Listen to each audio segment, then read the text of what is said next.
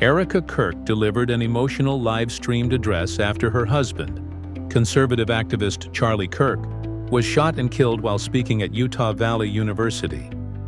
Standing beside the empty chair where he once recorded his podcast, she quoted scripture, thanked first responders for their efforts to save him, and spoke of his deep love for President Donald Trump, Vice President J.D. Vance, their 2 young children, and the United States.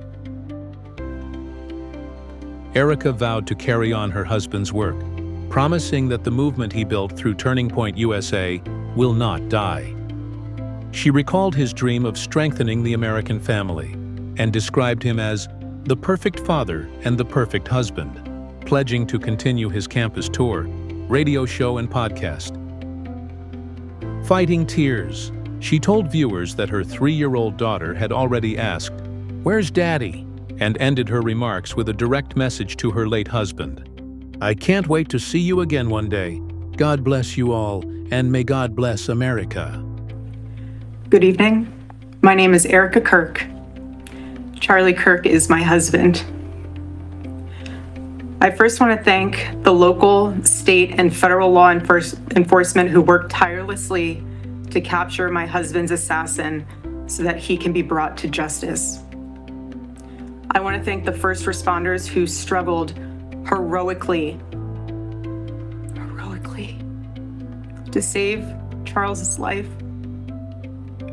I want to thank my husband's dear friend, Vice President Vance, and his phenomenal wife, Usha, for their love and support. You guys honored my husband so well bringing him home. You both are tremendous. I want to thank President Trump and his incredible family for the same. He was the perfect father. He was the perfect husband. Charlie always believed that God's design for marriage and the family was absolutely amazing, and it is. My husband laid down his life for me, for our nation, for our children. He showed the ultimate and true covenantal love. I will never, ever have the words to describe the loss that I feel in my heart when I got home last night. Gigi, our daughter, just ran into my arms. And I talked to her and she said, "Mommy, I missed you." I said, "I miss you too, baby." She goes, "Where's Daddy?"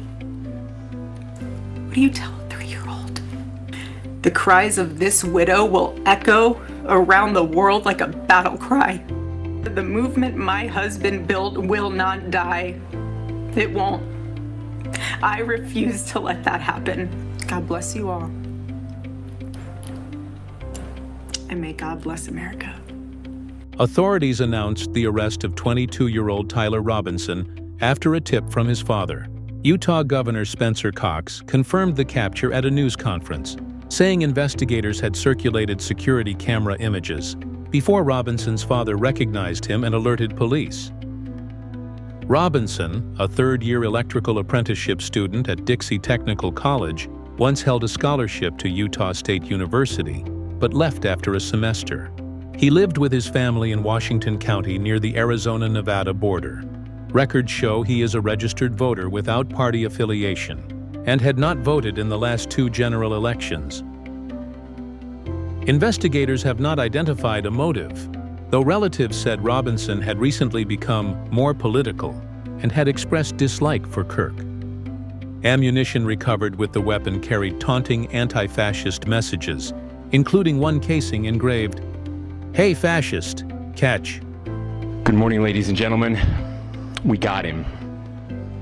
On the evening of September 11th, a family member of Tyler Robinson reached out to a family friend who contacted the Washington County Sheriff's Office with information that Robinson had confessed to them or implied that he had committed the incident. Investigators interviewed a family member of Robinson who stated that Robinson had become more political in recent years. The family member referenced a recent incident in which Robinson came to dinner prior to September 10th, and in the conversation with another family member, Robinson mentioned Charlie Kirk was coming to UVU. They talked about why they didn't like him and the viewpoints that he had. Investigators identified an individual as the roommate of Robinson. Investigators interviewed that roommate, who stated that his roommate, referring to Robinson, made a joke on Discord.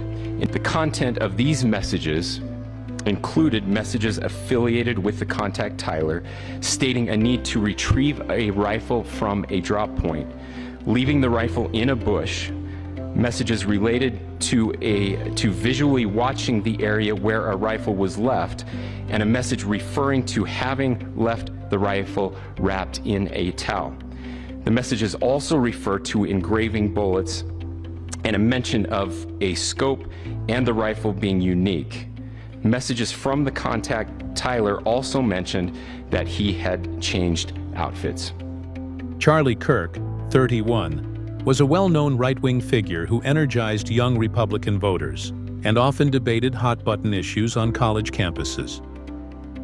His outspoken views on race, gender, and gun rights made him both influential and polarizing. President Trump ordered flags flown at half-staff, and J.D. Vance personally accompanied Kirk's casket from Salt Lake City, Utah, to the family's home in Arizona aboard Air Force Two. Governor Cox used the tragedy to call for calm, urging young people to seek common ground instead of violence. This is our moment. Do we escalate or do we find an off-ramp? It's a choice. That's all for now from Global Pulse Unplugged. Stay sharp, stay informed, and we'll see you next time.